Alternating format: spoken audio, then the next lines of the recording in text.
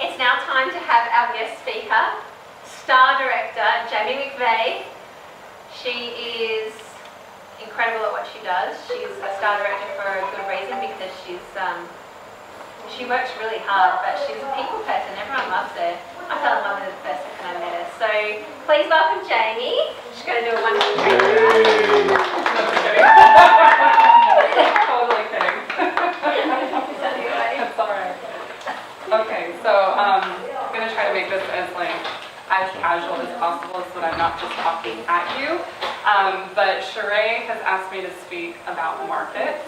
Those of you who went to Fast and Fabulous in February, you probably all already heard this story, so I'm sorry if I'm repeating it for those of you who were there. But I just moved here 4 months ago from the Northern Territory. I moved from America straight to this tiny little mining town in the Northern Territory. So it was very small, very intimate, very great place for me to grow my business. Well, fast forward to 2014 and we moved to Brisbane, where I know nobody. Actually, that's a lie, I know my mother-in-law.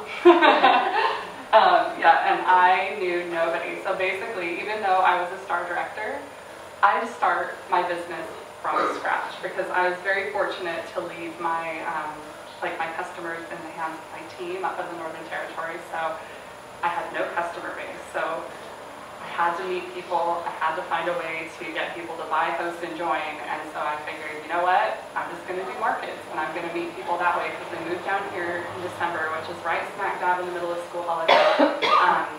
My oldest is in kindy, but school hadn't started yet, so I couldn't network with other moms, so I really was kind of in a bind, so I thought, I'm just going to do markets, events, everything I can do. So as soon as we found out we were moving, I just searched the internet. I got on the phone and I just booked a bunch of events, and it's actually hitting, I'm not going to lie to you, it's taken a few months for it to gain some traction, but now when I'm following up, people are calling me back, people are booking parties, I'm getting actually really decent sales, so it does pay off. You have to be persistent, you can't just do a market and then let it go, and I'll go over that. So I'm going to give you a few tips. First of all, how many of you have done markets? Oh, so many of you. So if I say anything that you want to add to, please feel free to jump in and add to what I'm saying, because I'm not an expert by any means, but hopefully I can help you with some ideas. So the first thing you want to do when you do a market is you want to set a goal. What are you looking for? What do you want to gain out of it? When you do a market, just throw out ideas. What are you looking for when you do a market? Customers. Yeah. Contacts. Party bookings. Sales. Absolutely. Join. So come up with a number. Say, I'm going to get 2 solid party bookings with a date and with 1 possible recruit. Because every once in a while you will get somebody that walks up to you and says, I want to sign up. But that's few and far between. So always keep that as an open goal. But definitely make 2, say I want 2 solid party bookings or 3, whatever you want. So have a set goal. I should probably explain. What's that? Does that mean you have to have party bags ready to go for those 2? How did you know? That's part of my be prepared. Okay. Construction paper, okay? I have to explain, my laptop's been in the shop for about 2 weeks. So we're going back to kindergarten and construction paper. So I've got my little construction paper instead of a PowerPoint. So we'll improvise here. What I do is I actually do bring recruiting packets with me, and I also bring hostess packets because it locks people in. If they go home with a packet full of materials, they're less likely to cancel on you. Every once in a while they do, but if somebody's got that packet full of materials, they're not gonna back out. They'll be way less likely. Okay, the second one kind of goes along with the first, but have a plan. Why do you think having a plan when you go to a market is so important? Anybody? You don't just want to show up at the market and just say, this is what I'm just going to do this market. Because guess what? Nothing's going to happen. You're not going to achieve your goals. So make sure that you have a plan of action.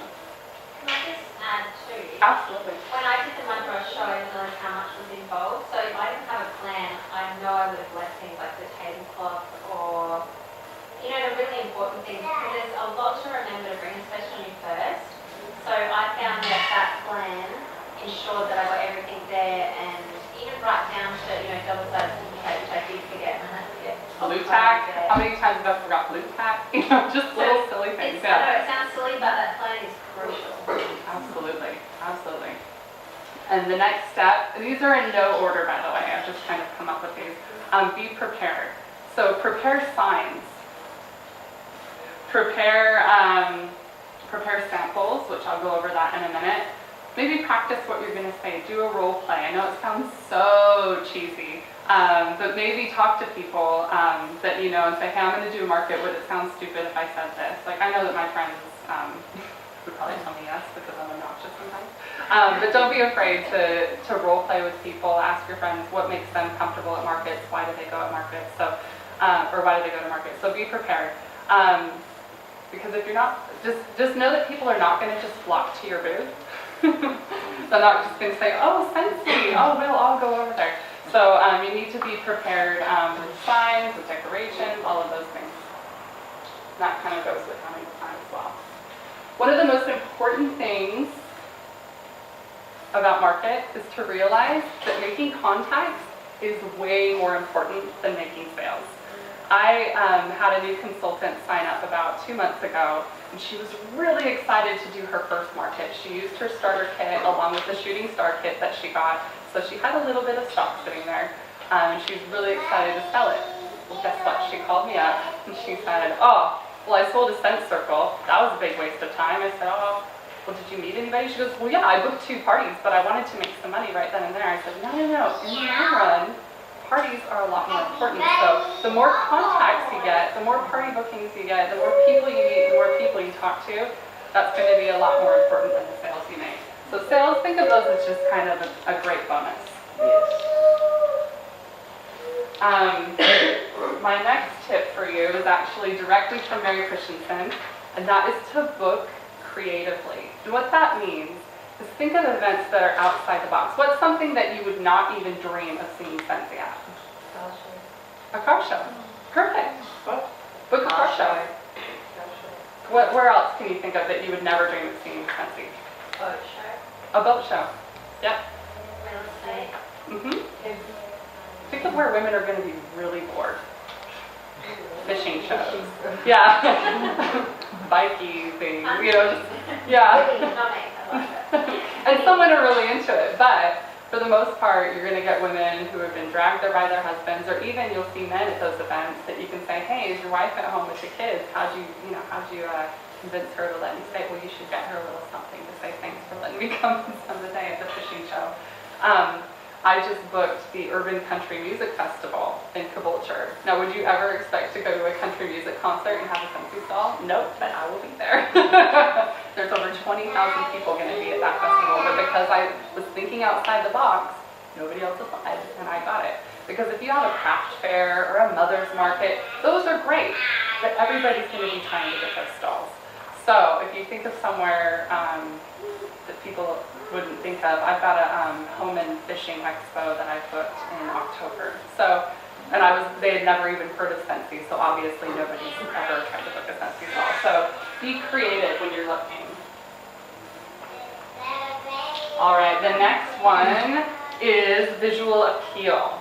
So this does not have to be anything fancy.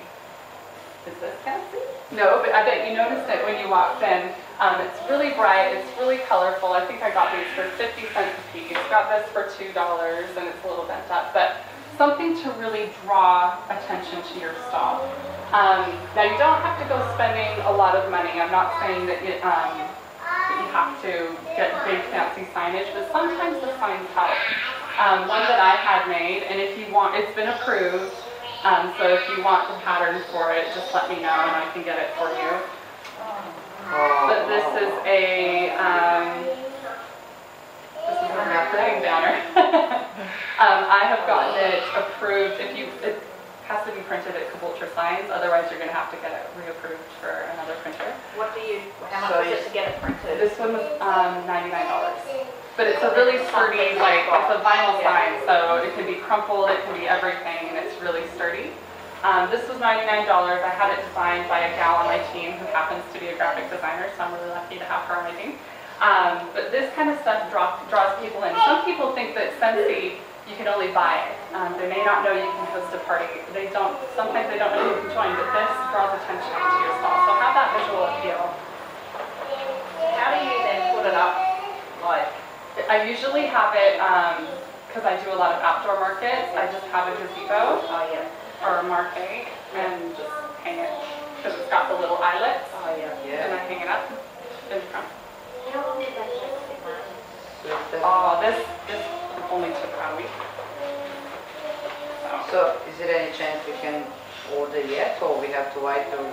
Yeah, you can order it, but like I said, I got it done in Caboolture, which is down by me, so you just have to get it reapproved through Scentsy. All you have to do is send it in. In fact, do they still need an approval for that? They don't need to get the sign approved, but they have to get the printing company approved.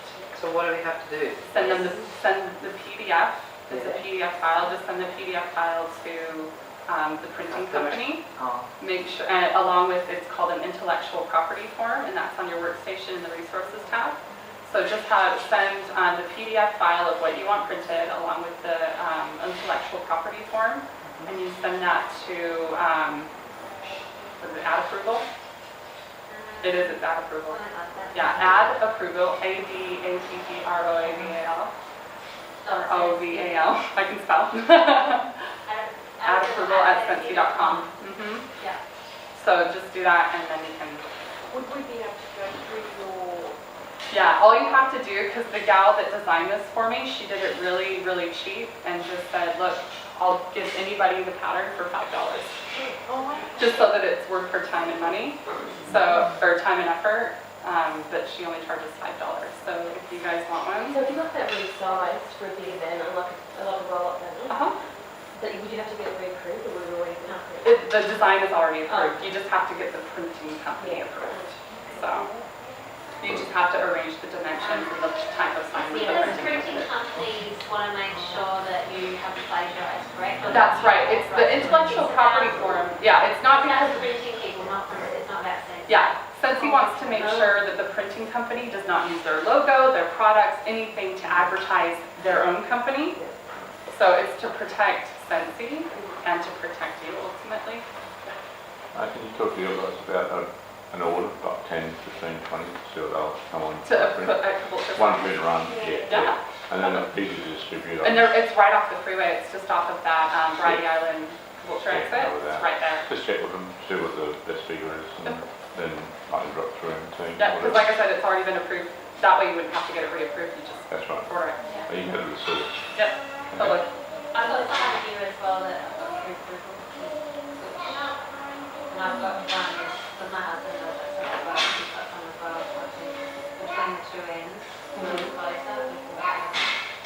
And I shouldn't show you this one because it's mean, because I got it in America, but they do have the Scentsy flag here now, which is really cool and really big, and will draw a lot of attention to your stall as well. But anything that says Scentsy really big is going to add that visual appeal. Why they don't bring this to our family store, I don't know. They will. But it is a really good one. So, but yeah, anything that just says Scentsy really big, because even though, you know, we're all standing there with our beautiful products, looking beautiful ourselves, they may not know what we're selling, and we really want to get that Scentsy name out there.